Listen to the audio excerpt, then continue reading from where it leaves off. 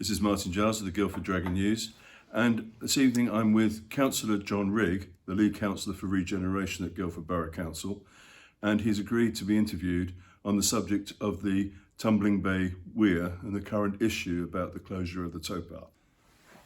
Right, Councillor Rigg, thank you for agreeing to the interview, and you'll know that the Tumbling Bay Weir towpath closure is making a lot of people angry because it's gone on for so long, over 3 years now. Can the Borough Council really wash its hands of the issue? It is the local government for Guildford, isn't it? Yeah, it is the local government, and to a degree, of course, we're interested in everything, every aspect of council activities and Surrey County Council and government activities. But you just simply cannot take on liabilities and responsibilities everywhere. You have to be selective, and we have to spend within our budget, and that is the principal issue at the moment, that we have a constrained budget. We have had COVID, which cost us 10 million. We've had a government grant fall by approximately half. We just don't have the checkbook available that we used to have in the past. And we're going to have, we've cut the funding to the Yvonne Arnaud, we've cut funding to the Citizens Advice, we've had to close a community building in Ash. We're just having to cut all our services to meet to the level that we can afford. It's difficult. You've just declared that you haven't, that you've settled the fact that you don't have any ownership of the weir. Yeah. But hasn't that been known for some time? Yes, but you live in hope, Martin, and we think there are other beneficiaries from that weir. The Environment Agency, Surrey County Council, Thames Water, as well as the National Trust, who are the principal party. And we obviously try to get everybody together to contribute, and it takes time to get all those people around the table, and then they go away and they have to think about it and consult, and then eventually you find they're not happy to participate. But if the Borough Council has no responsibility because it has no ownership, why did it give £400,000 for the temporary repair in 2020? Yeah, very, very good question.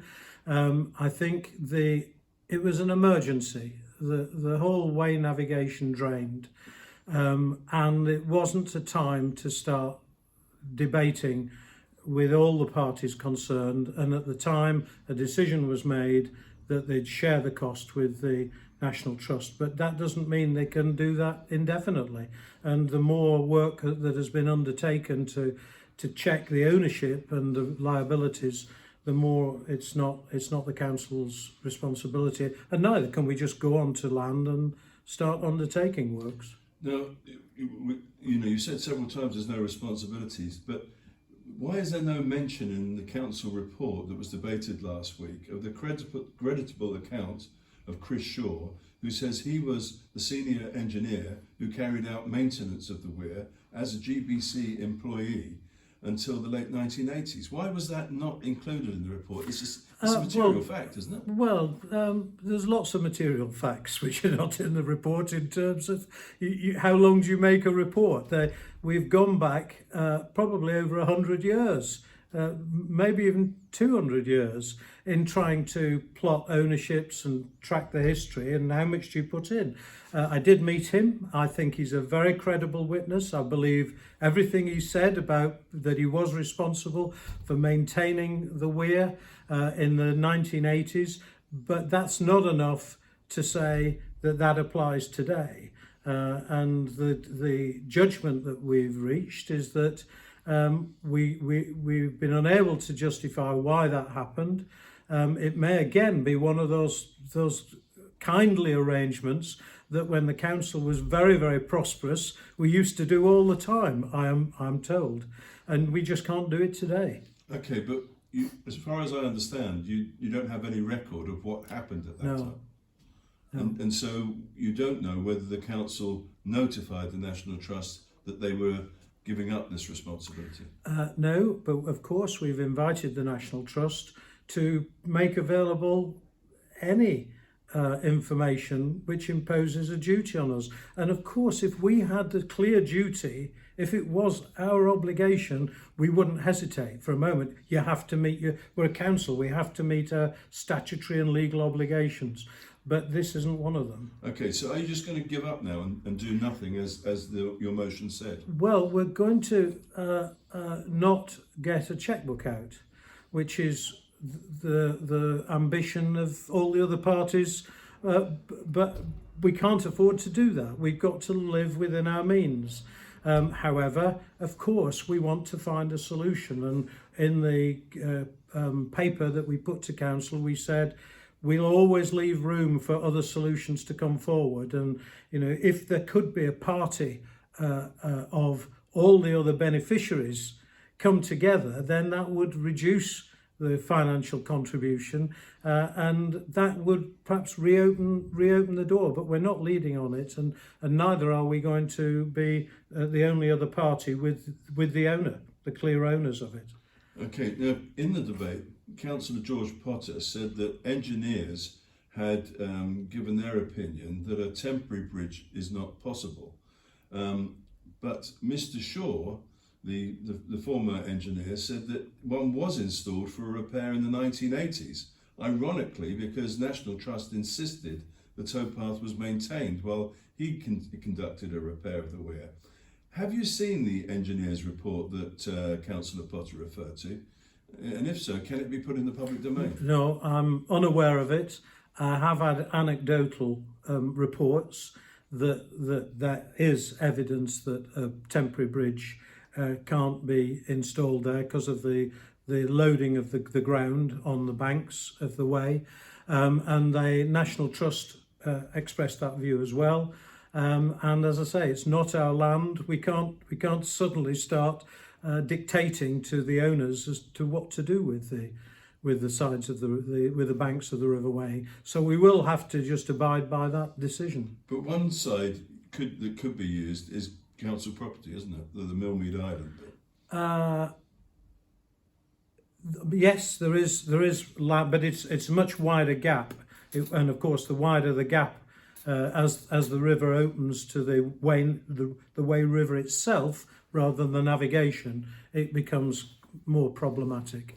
I mean, can you understand people looking at that and saying, if the army needed to get across that gap, they would do it in 24 hours?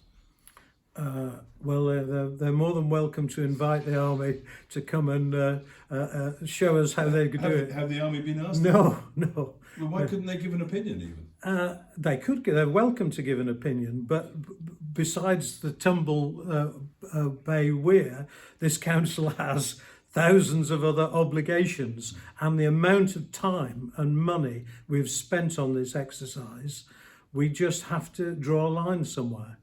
Okay. Now, do you think that the National Trust's refusal to comment further on the subject is acceptable? Don't they have a duty to be accountable too? I mean, they're in public life. I think that's a question you'll have to put to the National Trust. Yeah, but I'm asking your opinion of that. Well, my opinion is that the National Trust are stakeholders with the council along the whole length of the Wey navigation. We have to be partners with them. We can't start lecturing them on what they should and shouldn't do. I think that is for others. Okay, but isn't your desire to have good relations with the National Trust very understandable, because you've got other riverside projects you want to progress, but isn't that actually compromising your position on this issue, making it impossible for you to take a firmer line with them? Well, I don't think there's a firm line we can take with them. They're private owners of a private parcel of property. You could be more critical. We could be more critical, but I think, as you've rightly pointed out, we have a number of negotiations with them on other issues, and sometimes we can't start lecturing and telling people what they should do. You can only do things through agreement, and picking a fight with them is not necessarily the best way to get an agreement. Okay, so at the moment there is no plan for the towpath to be reopened and no prospect of a plan to restore it. While the council is funding the replacement of Walnut Bridge now believed to be costing £6 million, over £4 million more than the original cost, I believe. Doesn't this show mismanagement at the council on a grand scale? Well, of course, there was no choice at the time. It wasn't a choice of the Tumbling Bay Weir Bridge or the Walnut Bridge. But the Walnut Bridge, and I think I've made no secret myself of, I've never been a fan of it. I think the cost of it has been extreme. I think the whole plan, the original idea, there was a perfectly satisfactory bridge there at the time, but it was something my colleagues and I voted against. We lost the vote. It was a project of the previous Conservative and then the first year of the Lib Dem council here, and it was voted through, and we just have to live with that. You said there was a perfectly good bridge there. Was there any need to replace it for safety reasons, for instance? Not that I'm aware of, Okay. but and I didn't see anything that made it essential to replace it. Because it wasn't very old. No, it wasn't very old, and it was in pretty good condition, I thought. Okay. Now, if I can take this opportunity to just ask you about North Street. Yeah. What is your understanding of the latest position?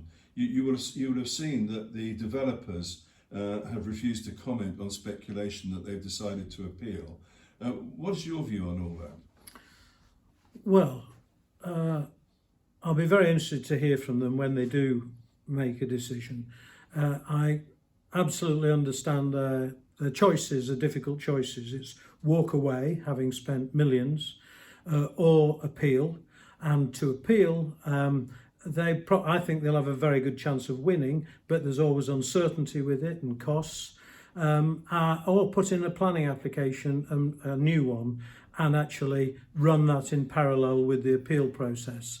If they do that, I wouldn't be unhappy, because I think we do know there was a groundswell of improvements, of people wanting improvements to the scheme, to lower the height a bit, to improve the design and the facades. It was a bit repetitive.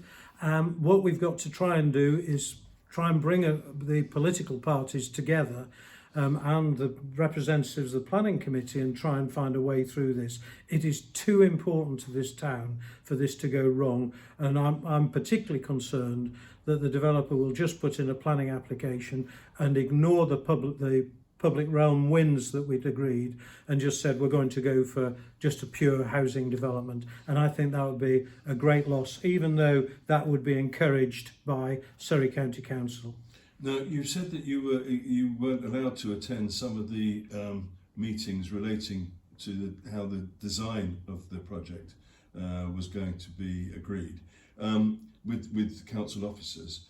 If they did put in a fresh application, don't you think you should be in the room when those things are agreed? Well, it's a difficult one. I did seek clarification very early on when I was joined the council from independent lawyers who said councillors and lead councillors should attend pre-app meetings and should express opinions.